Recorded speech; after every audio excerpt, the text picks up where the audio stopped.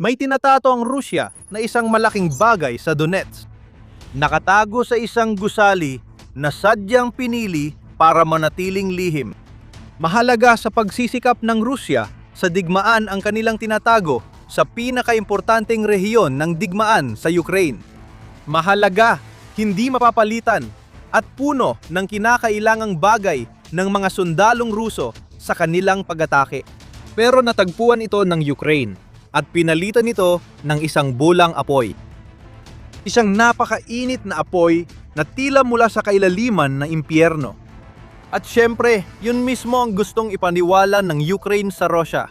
Sinimulan na ang Operation Hell, kaya naranasan na ng Russia ang init ng apoy.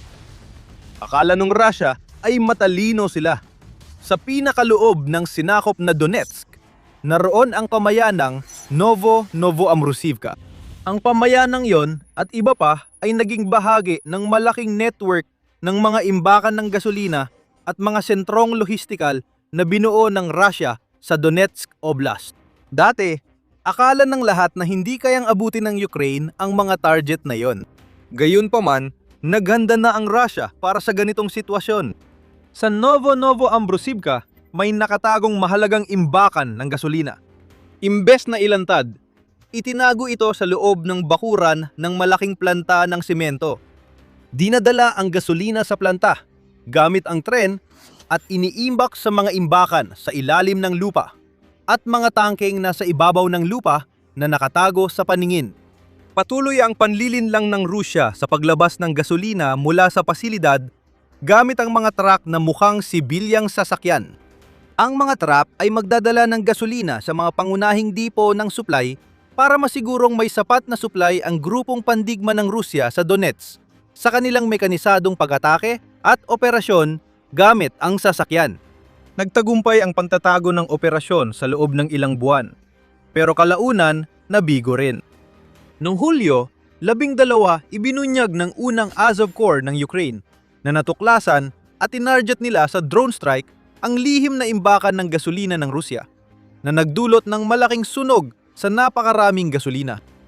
Bahagi ng mas malaking opensiba laban sa Novoambrosivka ang pag-ataking yon na sumira sa mga linya ng tren at nagpakita kay Putin na ang dating ligtas na sentrong logistikal ay ngayon ay target na rin. Pinanggalanan ng Azov Corps ang atake na Operation Hell at ganito ang nangyari. Ang isang pag-atake na tulad nito ay hindi basta-basta lang na pwedeng isagawa ng biglaan. Hindi lang basta natuklasan ng Azov Corps ang tagong lugar at ginamitan ng drone para sirain ito. Tulad ng ibinunyag ng Corps sa Telegram post na ginamit nila para i-anunsyo ang kanilang ginawa, ang Operation Hell ay nangangailangan ng buwan ng pagpaplano at pagmamasid bago makasiguro ang Ukraine na tama ang lokasyon at magagawa nilang mapalakas ang epekto ng mga drone na kanilang inihahanda para ipadala. Hindi makapasok ang Azov Corps sa planta. Kailangan sana nilang makipaglaban sa sunod-sunod na hanay ng mga mananakop na Ruso na isang misyon na parang pagpapakamatay.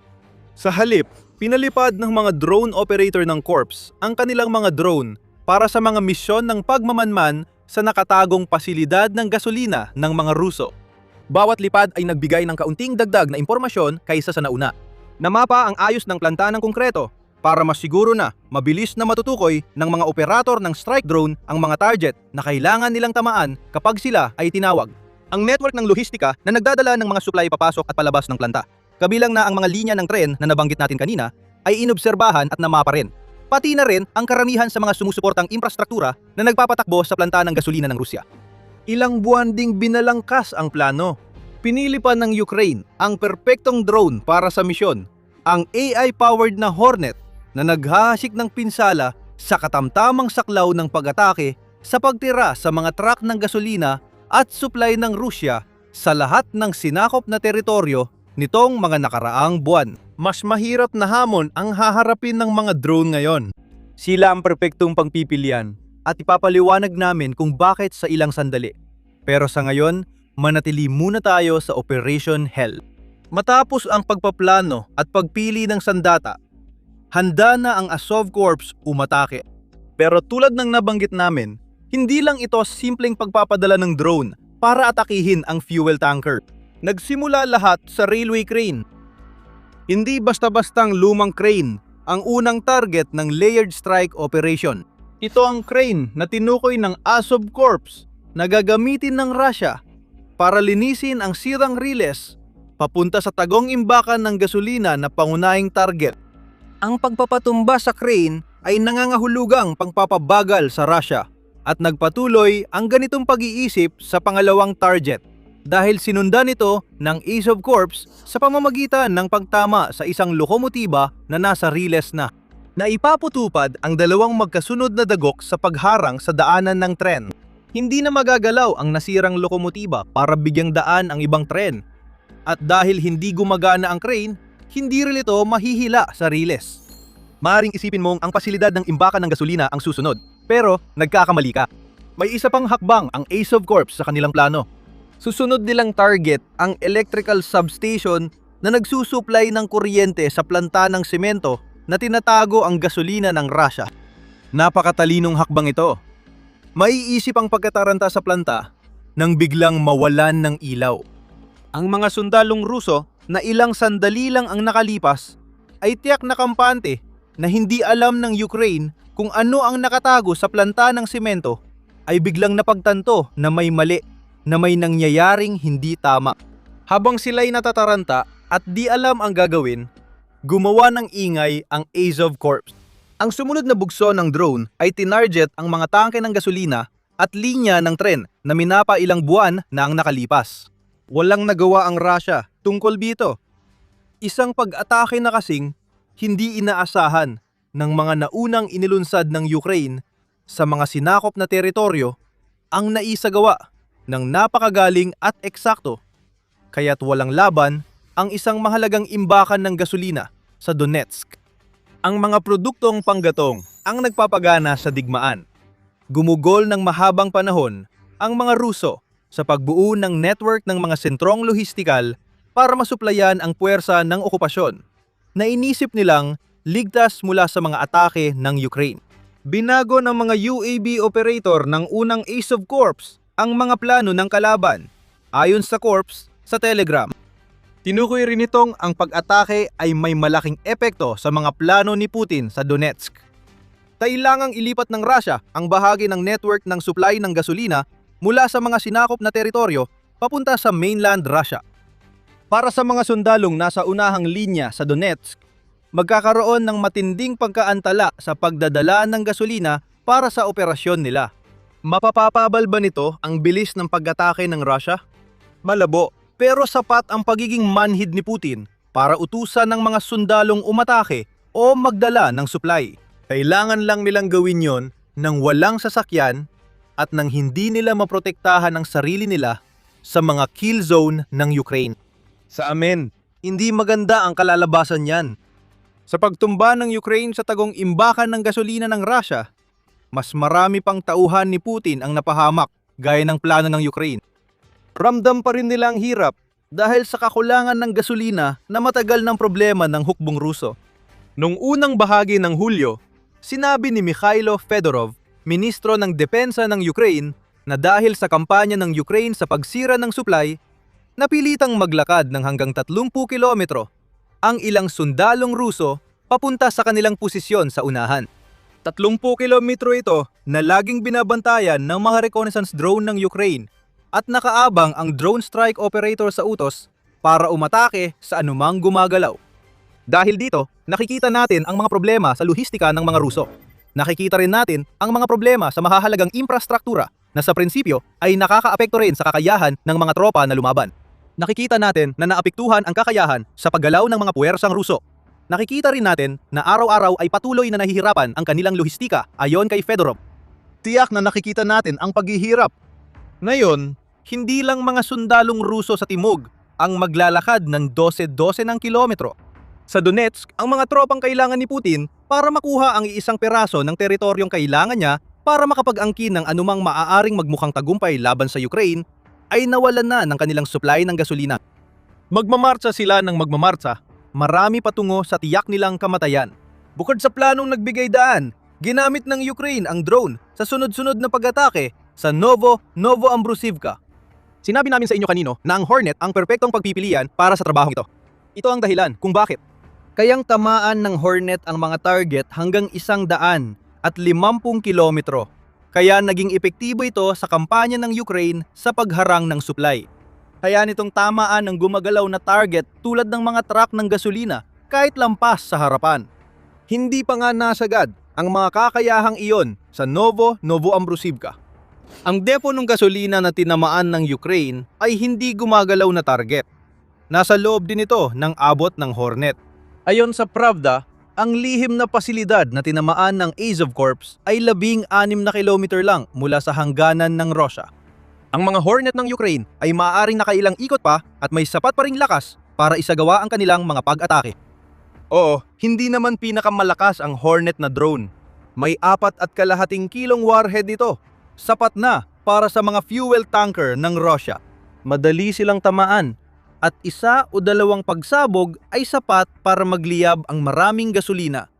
Ang nagpapaspecial sa Hornet ay ang paggamit ng AI sa mga advanced na guidance algorithm.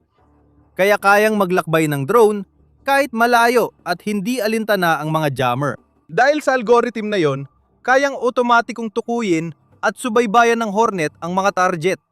Kailangan lang ng Azov Corps na iprograma ang tamang target sa drone. At bahala na ang algorithm. Ito ang pinakamapaminsalang anyo ng otomatikong pakikidigma.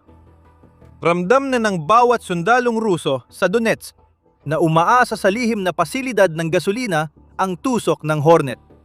At habang nasusunog ang planta ng semento na inakala ng Russia na matalino nilang ginamit para itago ang kanilang gasolina, may iba pang plano ang Ukraine na isinasagawa. Ang pagsira sa planta ng Donetsk, nangahulugan ito na wala ng gasolina sa mga sinakop na teritoryo. Dinagdagan pa ito ng Ukraine, higit 800 kilometro ang layo, na lalong nagpapahirap sa problema ng gasolina ng Russia. Pero bago natin pag-usapan yan, ito ang The Military Show. Kung hindi ka pa nakakapag-subscribe sa channel, maglaan ng sandali para pindutin ang button at i-click ang notification bell para makita mo pa ang iba naming araw-araw na mga video. Kasabay ng pagsisiwalat ng Azov Corps sa malaking lihim ng Russia gamit ang Hornet drones, isa pang balita ang lumabas. Mga 800 kilometro ang layo mula sa Ukraine. Ilang ulit na tinamaan ng mga drone ang Syzran Oil Refinery sa Samara Oblast. Target na dati ang refinery na yon.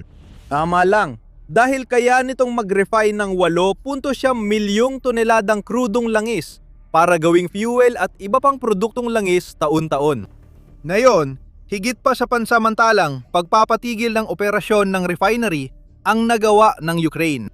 Napaka-eksakto ng mga drone nito, kaya naniniwala ang mga analyst na bawat pangunahing unit ng refinery ay tinamaan, na posibleng magpababa ng produksyon ng planta ng Syzran hanggang sa wala na talagang output.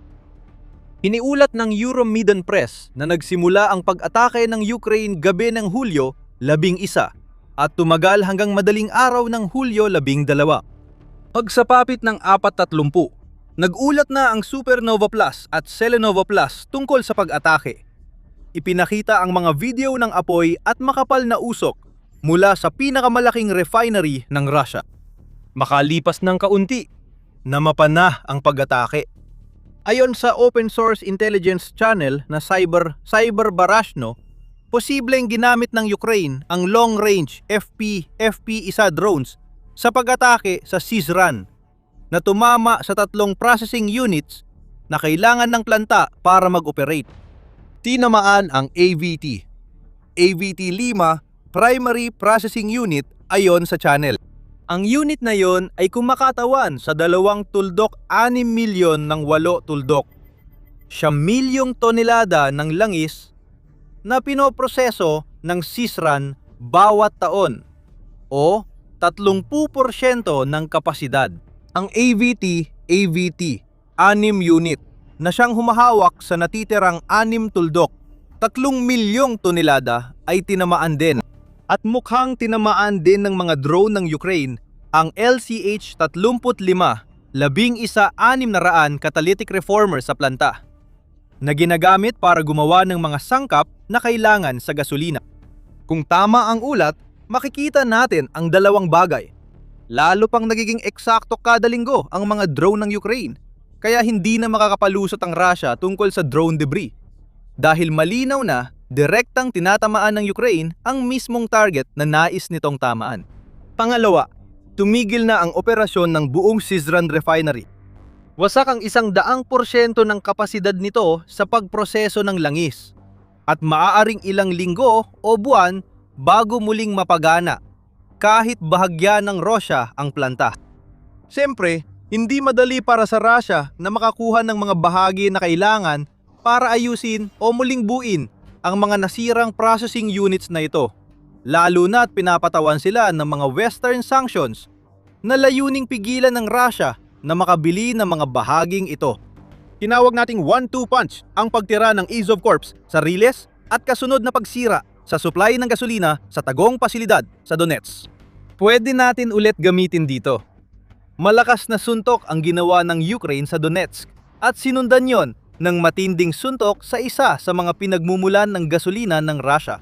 Sunod-sunod na pag-atake ang tumatama sa buong supply chain ng Russia, mula pinagmulan hanggang mga truck na nagdadala ng gasolina. Malaki ang epekto nito sa Russia. Lumala na ang krisis sa gasolina at lahat ng bahagi ng Russia ay naghihirap na. Marami nang nasabi tungkol sa kung paano ang mga panggitna at malalayong pag-atake ng Ukraine ay nagdudulot ng kakulangan sa gasolina na nakaapekto sa mga mamimiling Ruso. At dapat talagang pag-usapan pa ito. Ang mga kakulangan ay nagpapataas ng presyon kay Putin dahil maraming Ruso ang nagagalit sa kanilang di umano'y malakas na tagapagtanggol.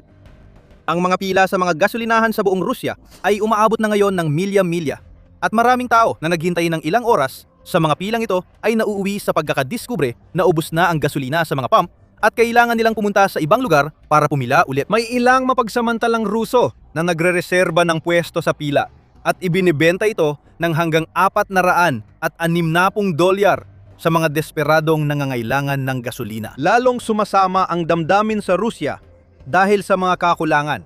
Ayon kay Alexander Titov ng The Independent noong Hulyo 10. Taon-taon akong bumibiyahe sa Rusya mula 2022 at malinaw ang pagbabago ng damdamin ng mga tao roon. Noong 2022, tungkol ito sa pag-survive at pag-angkop sa bagong realidad ng parusa at digmaan. Sa mga sumunod na taon, naging matatag at tumaas ang optimismo sa kakayahan ng ekonomiya na makaangkop. Gayunpaman, pagsapit ng 2026, may usap-usapan na tungkol sa isang resesyon sa ekonomiya kahit bago pa man tumama ang kasalukuyang kakulangan sa gasolina. Ayon kay Tietov, bahagi yon ng plano ng Ukraine para puwersahin si Putin. Sa pag-atake sa Donetsk, pinapalakas ng Ukraine ang kampanya para magdulot ng krisis sa gasolina ng Russia. Ngayon, hindi lang karaniwang tao sa gasolinahan ang nakakaranas nito. Inaagaw sa mga sundalo sa unahan ang gasolinang bumubuhay sa kanilang mga opensiba. Madali lang, putulan ng supply ng gasolina ang militar para maparalisa ang makinarya ng digmaan ng Rusya. Pinaiging ng Ukraine ang kampanya sa gasolina sa dagat ng Azov. Tinatarget ang mga tanker ng gasolina para hadlangan ang gasolina at diesel papuntang Crimea at sa mga okupadong teritoryo sa kalupaang bahagi. Nakapanood tayo ng maayos na pag-atake ng Ukraine sa isang lihim na imbakan ng gasolina sa Donetsk. Ayon sa EU Observer, pati mga sundalong Ruso hirap na kumuha ng gasolina sa maraming reyon. At kung magpapatuloy ang Ukraine sa pagtaas ng kanilang mga hakbang, malapit nang mangyari na hindi na makakakuha ng gasolina ang mga sundalong iyon sa unahan ng labanan. Maaring nangyayari na ito. Hindi mo na kailangang maglakad ng 30 kilometro gaya ng sabi ni Fedorov kung sapat ang gasolina mo. Pati militar, nauubusan na rin ng gasolina ngayon. Pati buong militar ng Rusya. Hindi nagsisinungaling ang mga numero. Mas mabilis maubos ang mga sundalong Ruso ngayon kaysa sa alinmang ibang panahon noong 2026 dahil sa problema sa gasolina.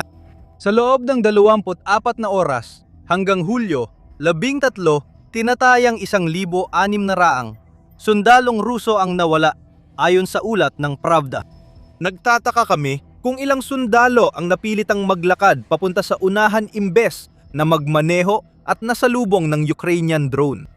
Noong Hunyo, halos 40,000 tropa ng Russia ang nawala dahil bumagsak ang lohistika at mas nalantad sa panganib ang kanilang mga sundalo. Makikita natin ang epekto ng krisis sa gasolina dulot ng Ukraine. Unti-unting nagkakawatak-watak ang makinarya ng digmaan ni Putin. At nariyan pa ang Donetsk. Gusto ni Putin na agad bumagsak ang Donetsk. Matagal na niya yang sinasabi mula nang simulan ng Russia ang pananakop sa Ukraine noong 2014. Ayon kay Pangulong Volodymyr Zelensky ng Ukraine, nagtakda si Putin ng 15 deadline para pabagsakin ang Donetsk at Donbas. Ngunit karamihan dito ay lumipas ng walang resulta. Ang bagong deadline mula sa Kremlin ay Disyembre 31. Kasunod ito ng mga naunang deadline noong Marso 31, 2026 na hindi rin natupad, at Setyembre 1 na tila matagal nang iniwan ni Putin. Hindi mahalaga ang mga deadline. Ayon sa Al Jazeera, sa bilis ng pagsulong ng Russia ngayon, aabutin pa ng 5,150 araw o mga 14 na taon bago nila makuha ang natitirang Donetsk. Malamang patay na si Putin bago iyon mangyari. Ang nagliliyab na gasolina sa isang tagong imbakan na wala pang 20 kilometro mula sa harapan ay hindi makakatulong sa Russia. Ibig sabihin nito ay panibagong pagbagal. Mas maraming sundalo ang mapipilitang maglakad sa mga kill zone at wasak na ang pantasya ni Putin tungkol sa Donetsk. Hindi makukuha ng Russia ang Donetsk na yon o sa malapit na panahon. Habang sinusubukang alamin ni Putin kung anong susunod na mangyayari, umaabante ang Azov Corps. Malamang mas marami ng reconnaissance drones sa himpapawid. Nagmamasid sa susunod na target na sinubukang itago ng Russia at hindi dapat tamaan ng Ukraine. Nabanggit na namin ang mahabang pila sa mga gasolinahan sa Russia, pero di pa namin nasabi ang tungkol sa mga away, baril, kutsilyo, pulis at walang magandang paraan para sabihin ito, ang tae. Kaguluhan at karahasan ang nangyayari sa mga pila sa gasolinahan. Malalaman mo ito sa aming video. Kung nagustuhan mo ang video, i-click lang para mag-subscribe sa The Military Show at araw-araw naming ihahatid ang pinakabagong kabiguan ng Russia sa bigong pananalakay nito sa Ukraine. Maraming salamat gaya ng dati sa panonood.